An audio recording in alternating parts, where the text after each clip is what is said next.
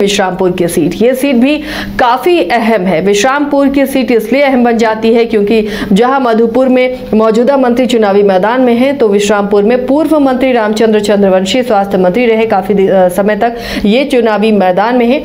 और कांग्रेस से यहां पर सुधीर कुमार चंद्रवंशी वो चुनावी मैदान में है, दोनों एक ही समाज से आते हैं। लेकिन ये सीट इसलिए भी दिलचस्प है क्योंकि यहाँ पर फ्रेंडली फाइट होगी इंडी गठबंधन में, यानी कांग्रेस ने भी अपने कैंडिडेट दिए हैं तो राजद ने भी यहां से अपने कैंडिडेट उतारे हैं। सीटों पर सहमति नहीं बनने के बाद नरेश प्रसाद यहां से आरजेडी की टिकट पर चुनावी मैदान में है। लेकिन ये फ्रेंडली फाइट है। अब ये फ्रेंडली फाइट नुकसान किसका करेगी, किसका फायदा करेगी, उसे समझने की कोशिश करते हैं। रंजन जी, इस बार विश्रामपुर की सीट को किस तरह देख रहे हैं? फ्रेंडली फाइट कहीं किसी और के लिए फायदा ना पहुंचा दे? देखिए, अब मैं चुनाव में किसी तरह के फ्रेंडली फाइट में विश्वास ही नहीं करता, क्योंकि फाइट फ्रेंडली हो ही नहीं सकती। क्योंकि अब आप समझिए कि जो आरजेडी के प्रत्याशी हैं वो कांग्रेस के लिए तो वोट मांगेंगे नहीं, इसी तरह से कांग्रेस के प्रत्याशी आरजेडी के लिए तो वोट मांगेंगे ही नहीं। दोनों एक दूसरे के वोट में सेंधमारी करेंगे, मतलब एक दूसरे का नुकसान करेंगे। तो फिर ये फ्रेंडली तो रहा ही नहीं जब आप एक दूसरे का नुकसान कर रहे हैं। तो इसलिए फ्रेंडली फाइट की बात को हम किनारे रखते हैं और हम देखते हैं कि विश्रामपुर में जो है फाइट होती किस तरह की है। तो देखिए, विश्रामपुर वो सीट है जहां आमने सामने की लड़ाई बहुत कम होती है। यहां पर आप सुनती हैं कि त्रिकोणीय मुकाबला हो रहा है, चतुष्कोणीय मुकाबला हो रहा है, यहां पर उससे भी बढ़कर बहुकोणीय मुकाबला होता है। और यहां पर हर प्रत्याशी की अपनी पहचान या अपना रुतबा इतना होता है कि वो अपने लिए वोट लेकर आने में सफल होते हैं। और यही वजह है कि जब आप 2019 के चुनाव को देखिएगा तो रामचंद्र चंद्रवंशी को 21.4% वोट आए थे और वो चुनाव 8,513 वोटों से जीत गए, सिर्फ 21% वोट में। तो 21-22% में यहां फैसला हो जाता है। क्यों हो जाता है? क्योंकि यहां पर कई कोण खुल जाते हैं और वोट सभी में बंटते चले जाते हैं।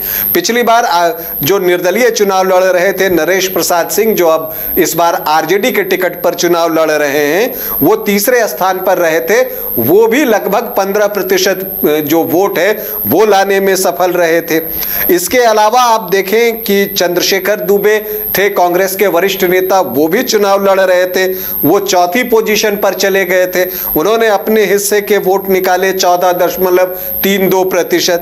फिर यहां पर दूसरी पोजीशन पर बसपा के राजेश मेहता रहे, जिन्होंने कि 17% वोट लाए।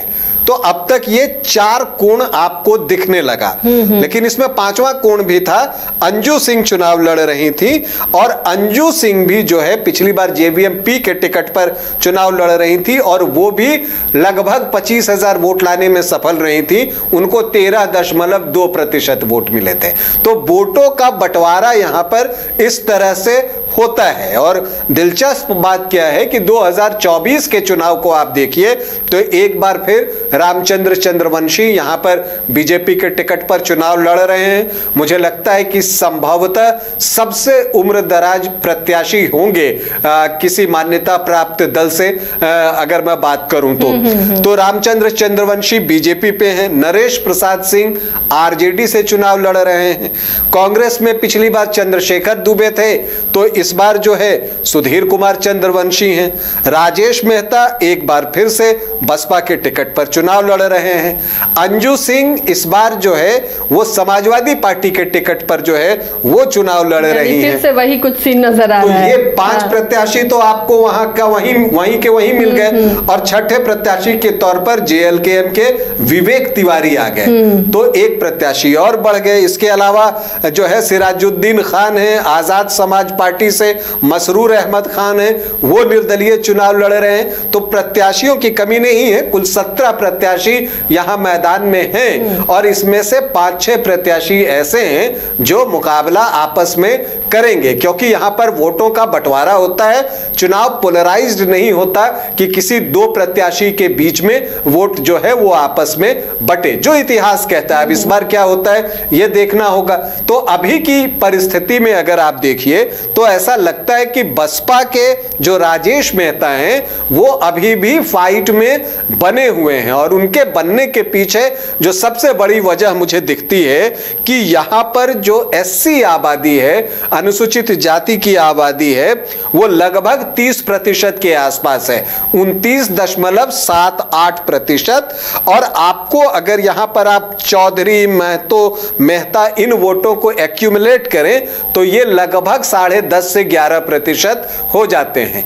तो उनका गणित बहुत साफ है कि अगर एससी में से वो बड़ा हिस्सा ले लें और ये चौधरी, महतो, मेहता जो है इसमें से अपने वोट अगर वो निकाल लेते हैं तो वो मुख्य मुकाबले में रहेंगे, जैसा कि पिछली बार करने में वो सफल हुए थे। लेकिन उनके लिए परेशानी ये है कि जो जेएलकेएम के प्रत्याशी हैं विवेक तिवारी, वो न सिर्फ अपने स्वजातीय वोट चाहते हैं, वो ये भी चाहते हैं कि चौधरी, महतो और मेहता के वोट जयराम महतो के नाम पर उनको मिले, तो वो मुख्य मुकाबले में आ जाएंगे। तो वो इस प्रयास में है। इसके अलावा आरजेडी के जो नरेश प्रसाद सिंह हैं, उनको अपने स्वजातीय वोटों का तो भरोसा है ही, इसके अलावा वो माई समीकरण पर भी जो है उनकी नजर लगी हुई है, क्योंकि यहाँ मुस्लिम भी लगभग 13% के आसपास हैं, 12.9%। लेकिन अब उन वोटर्स के लिए मुश्किलें हैं कि वो कांग्रेस की तरफ जाएं या आरजेडी की तरफ जाएं। ये बहुत दिलचस्प है। अब यहां पर अगर आप अल्पसंख्यक वोटर्स की भी बात करें तो वो आरजेडी को वोट करें, वो कांग्रेस को वोट करें, वो बसपा को वोट करें या वो समाजवादी पार्टी को वोट करें, तो यहां पर सब एक दूसरे का नुकसान करते हुए आपको दिखेंगे। आप अगर ये देखिए कि नरेश प्रसाद सिंह का खेल अंजू सिंह खराब कर सकती हैं। इसके अलावा रामचंद्र चंद्रवंशी के चंद्रवंशी वोट पर सुधीर चंद्रवंशी की नजर है, तो उनका खेल ये खराब कर सकते हैं। अगर कांग्रेस जो है वो रामचंद्र चंद्रवंशी के स्वजातीय वोटर्स के वोट हासिल कर लेती है तो वैसी परिस्थिति में आरजेडी को फायदा हो जाएगा। तो वो सब एक दूसरे के वोट खाते नजर आ रहे हैं, तो इसमें अब किसे सभी हाँ। और जेएलकेएम विवेक तिवारी ब्राह्मण के लगभग 8-9% वोट हैं, उसके साथ कोयरी कुर्मी कुशवाहा के वोट उनको चाहिए, तो वो किसी और का खेल खराब कर देंगे। तो यहां पर अगर आप देखें कि कोई किसी का खेल खराब कर रहा है, अगर विवेक तिवारी राजेश मेहता का खेल खराब कर सकते हैं तो सुधीर चंद्रवंशी रामचंद्र चंद्रवंशी का खेल खराब कर सकते हैं, तो यहां पर अंजू सिंह नरेश प्रसाद सिंह का खेल खराब कर सकती हैं। तो बड़ा ही यहां पर कुछ भी कहना बड़ा मुश्किल है, क्योंकि अगर इस तरह से जैसे पिछले चुनावों में देखने को मिला है वैसी ही परिस्थिति रही तो 25% पर भी परिणाम पक्ष में जा सकता है किसी के। तो इसलिए इस मल्टी कॉर्नर मुकाबले में किसी एक का नाम लेना बिल्कुल ही जोखिम भरा है, क्योंकि कोई भी यहां पर जीत सकता है। तो ये सीट जो है हाई रिस्क पर है आपको सभी दलों के लिए।